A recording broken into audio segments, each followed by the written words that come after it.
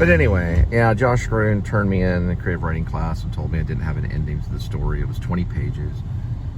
1992, maybe? Could have been 93. That was just ridiculous. So I told him, I said, you know, that's going to bring the GPA down low. I'm trying to get into college. And he was just almost in tears, you know, just mad. I don't care. I had an assignment. You had an assignment. It's 5 pages, a beginning, a middle, and an ending. And there ain't a snowball chance in hell that I'm going to change it. That's what he said. He said the word snowball chance in hell. It's coming from the creative writing teacher. Not a snowball chance in hell that I'm going to change your grade. I think he gave me a C on it or something. All the other stuff I did, I wrote plays, I wrote poetry, I wrote another story that was about 20 pages long too, but that had a beginning, a middle, and a solid ending. And that one was called The Sickness Will Not End in Death. That was the name of the title of the story.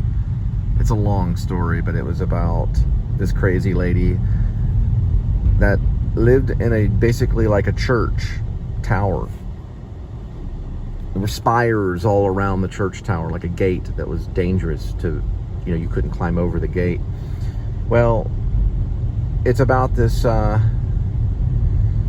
middle-aged husband and wife that get in a car accident in, I think, along the highway. And she pulls him out of the car. Of course, I think the wife doesn't make it. And she takes him to this like bell tower to take care of him for a few days. She's basically like a homeless lady. And she takes care of him and nurtures him for a while and doesn't let him go. She doesn't let him out of the bell tower. And then finally she jumps off towards the end. She goes crazy and lands on the spire gate. So that was a very Hitchcockian ending. Bob Reed liked it. Yay, applause. They entered it into it entered into the vignette, meaning it won a place in the vignette, but it was too long. So instead of cutting it down to a 5-page story or a 3-page story, they decided not to enter it, you know. But my poetry and things like that did make it. It would have been wrong to. It would have been wrong to cut it down and put it in a vignette. But they still liked it, and everyone in the class wanted it to go into the magazine. But it would have made the magazine 20 pages longer, so they just edited it out because it was too long. You know. But the other story too, which was long, I think it was called The Woods. He didn't like that it had a severe cut ending, like it didn't sum up what was said, and it made him mad. He was quite the critic, and probably quite the writer, but he was a teacher. He was teaching, getting paid $50,000, $60,000 a year to teach. There's other writers that were around that were working at taco shops and trying to publish the poetry, you know. It's been a long journey until I turned over to the vlog. There it is, Paschal. R.L. Paschal High School. Probably other great writers will come out of there. My suggestion, though, is find out the art medium that you want to do and stick with it, and day and night sleep by it until it makes you very rich and very famous, and keep on going. Don't just hide your light behind a bushel. Don't even care about the ending. It will cut off that way, whether Bob Reed is upset about it or not. That's reality of life. You don't always have a good ending. But what everyone says, jolly lolly law, all the jolly people say in life, is that it's not how you begin, it's how you end. But I don't completely agree with that. I think it is about how you begin, and it goes along the whole process until the ending. It never stops. And we're all immortal. Remember that. No one dies in this game of life. No one dies. Everyone lives forever. We choose where we go, heaven or hell. There's a sign there, Texas Christian University. But the Bible has a good ending, Revelations. It has a revelation. right? And maybe Bob was trying to tell me that my story didn't have a revelation. I guess the other story did, because you don't want to hold someone too long. You could jump off the bell tower and get hit by the spire and end up dying because the gate's too sharp, you know? But in the woods, we were just playing. My sister and I just running through the woods, playing, looking at the trees, and then it just stops. And I thought that was a beautiful ending, but I didn't tell him that. I didn't argue that. I didn't show him the last word. And maybe I didn't know the last word. Maybe he thought I wasn't taking it serious, but why did I have 20 pages? And they were typed. Oh well. That'll be a story that I'll tell among writers my entire life.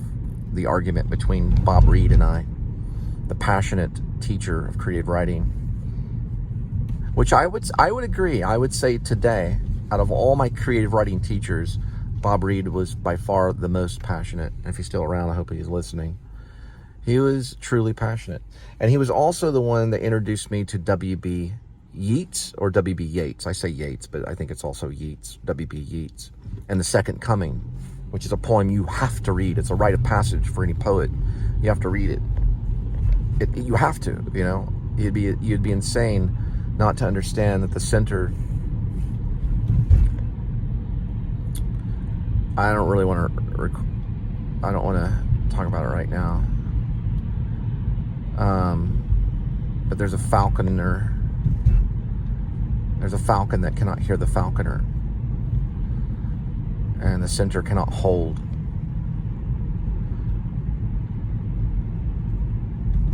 You know, the way that poem is written is almost like an epic movie. And only words are used. You know, only words are used. Meaning only words are the tools to tell the tale. That's something you can access, is words, right? Homer told the entire Iliad and Odyssey by just speaking, right? Speaking it into existence. You can tell your story with words, whether you speak them or you write them down with a stylus pen or type them out on a Roland typewriter or Underwood or whatever you like to use. Or you use an iMac, which is what I want to get. Look at the iguana.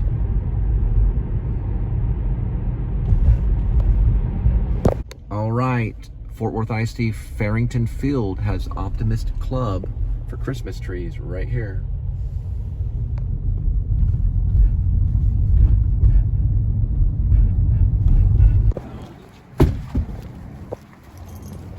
All right, next delivery will be 2.7. We'll be there in 7 minutes. 8:06 p.m. on the arrival.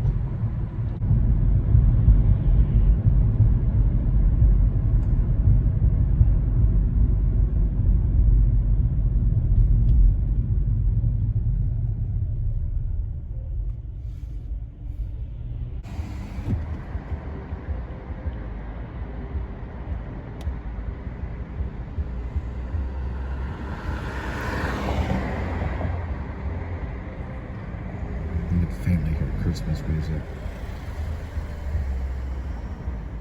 Merry Christmas.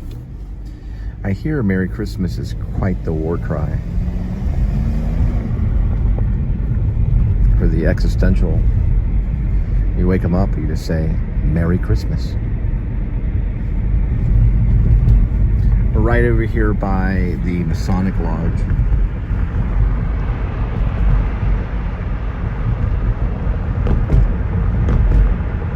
Tell the Masonic Lodge, Merry Christmas. Merry Christmas. Everyone kind of was like, what? But okay, I understand. And here's Quick Trip. Merry Christmas. Quick Trip. Merry Christmas. Tell that sullen friend it's always bothered you. Merry Christmas. Merry Christmas. Merry Christmas. Merry Christmas. Merry Christmas. It's one thing that will outlive us. Merry Christmas.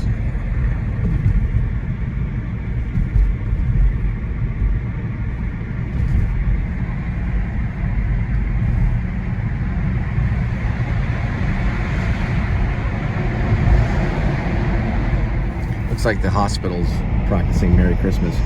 The green lights right there.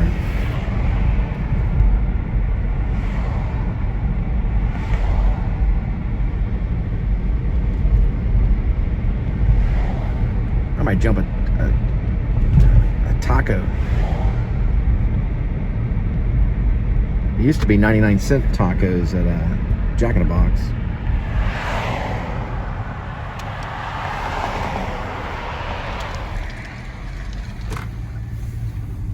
Now it's like, it's like $2 or something, $1.40, $1.60.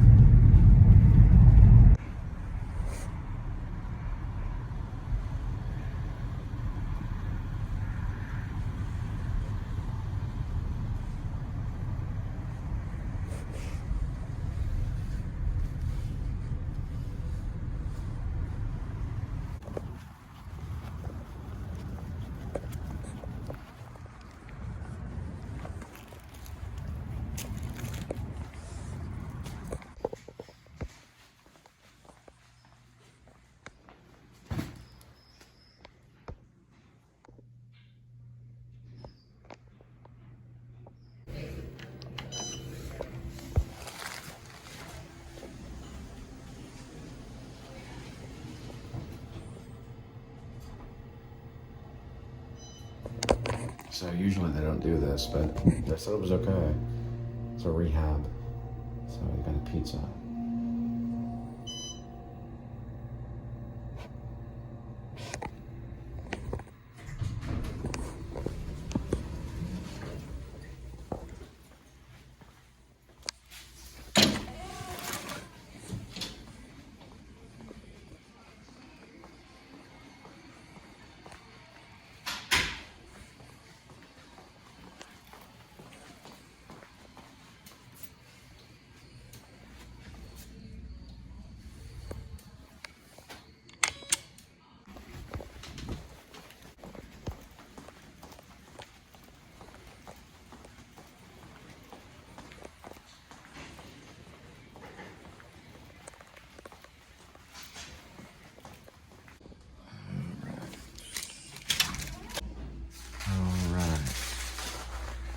So the guy told me that he'd ordered from our place, or this one place that I'm at right now, 72 times. I don't know if he was joking or not.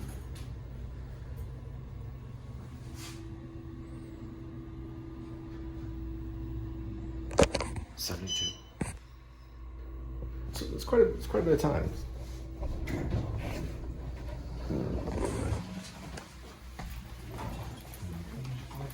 This is nice too.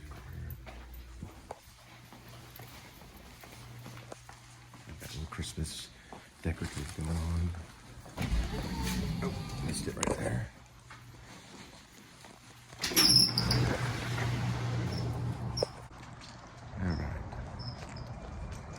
Stop by the new QT, the one that's right off of Lancaster in the corner.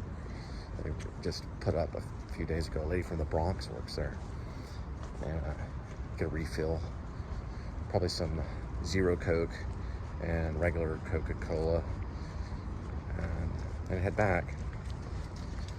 And I don't know. I don't think this one I'm going to reveal the place that I'm at, as when it comes to delivery. Probably won't be hard for locals to figure it out, though. Okay. A stray cat over here. Sorry, I have to get it. He looks like a relative of Edmund a little bit. Hey, kitty. Don't go that way. Okay, there. It's that way. Hang out at the rehab. Kitty at the rehab. Kitty at the rehab. The kitty's hanging out at the rehab.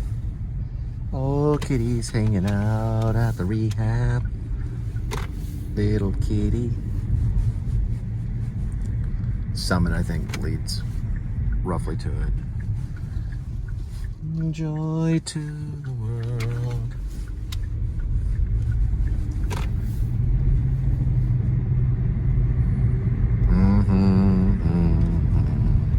Dun, dun, dun, dun, dun, dun. Bum, bum, bum, bum, bum, bum, bum, bum. I wonder what's gonna win Best Picture. Last year the Whale didn't win, but instead it went to Everything, Everywhere, All at Once. Dun, dun, dun, dun, dun, dun, dun, dun.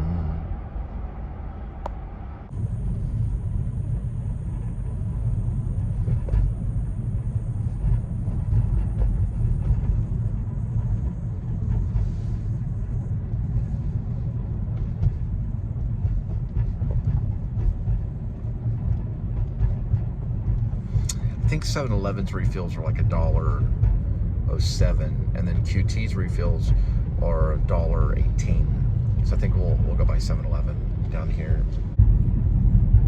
Joy to the world. Dun, dun, dun, dun.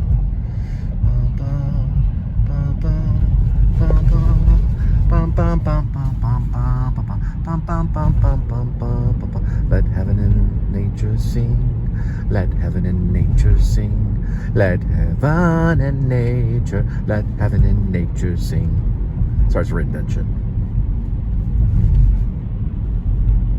Joy to the world.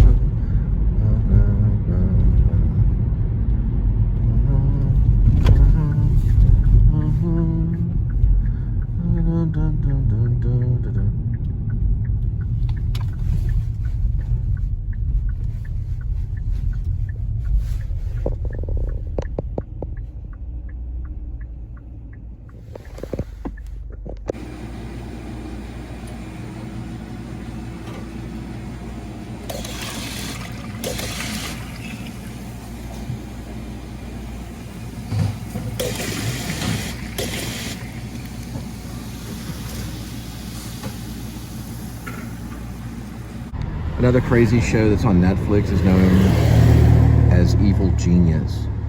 And man, it's a crazy one. I thought that should have won some awards too. It's hard to even believe it's true, and I still question it. But it's about a pizza delivery guy that's put on this quest by this mad evil genius. There's actually this obese lady who comes up with an idea to, well, they kidnap him. And what they do is they attach this bomb device around his neck that's set to go off, and they give him instructions. There was two people that were behind it. It was the craftsman, a guy that was like almost like a blacksmith that was working with this elderly obese lady, and they give him like it's almost like a map, almost kind of like a treasure map almost, or a scavenger hunt map, where he has to, first they tell him to rob a bank, and he has a device around his neck, and he has a cane that's supposed to look like a gun. It's very strange. It's called Evil Genius. It's on Netflix, and he has to go around town looking for these clues. Well, they're points that he goes to get the next clue, to get him to the next point. And he has to take the money with him and buy his life back before the bomb goes off around his neck. literally by going through this scavenger hunt and going around. It reminds me of the gig economy totally, which I think that should have been pretty much called the gig economy. But anyway, it's crazy because it does end up killing him. And the police don't understand once he's already robbed the bank. So they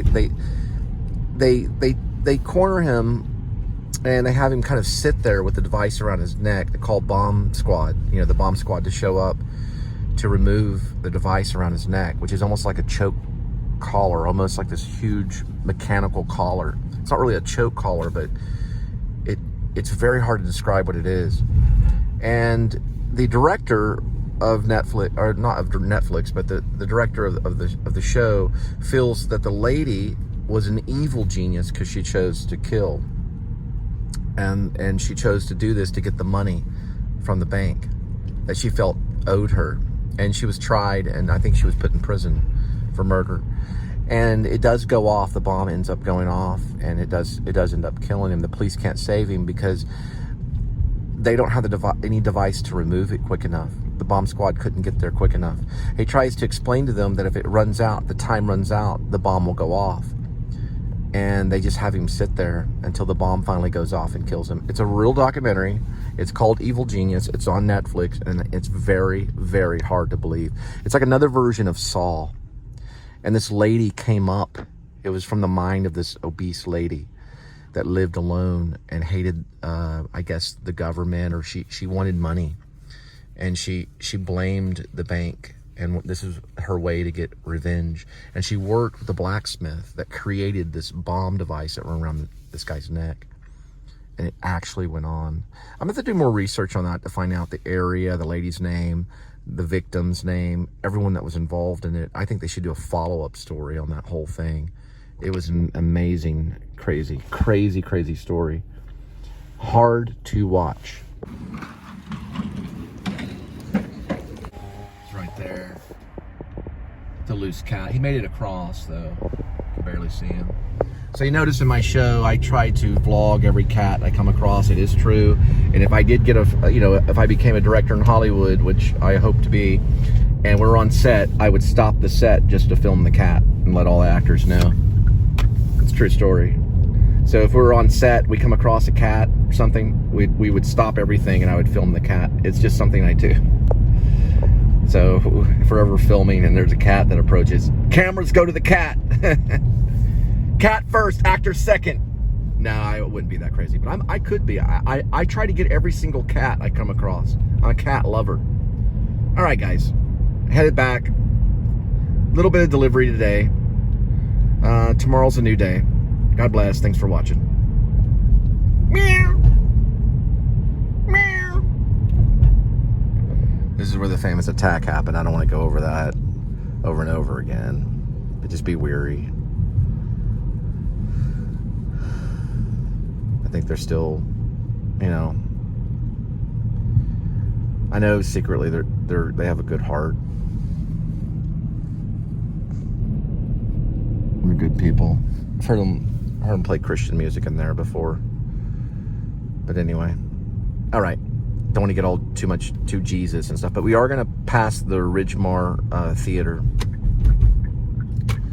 Yeah, what really made me mad is when one of the cooks came out and the guy was choking me. He said, well, if he wanted to kill you, he would have killed you by now. Well, they have knives and stuff and all kinds of weird things. People can do that to anybody anytime they want to. That doesn't make that guy any better than anyone else. To say that to somebody. Well, if he wanted to kill you, he'd have killed you by now. That guy needs some education in his brain. To say that to somebody is really cruel. Because they could kill him too. Because there's such thing as a death penalty. Not always for manslaughter, but sometimes. Rigidly. Meaning, if they saw it as premeditated, or maybe not,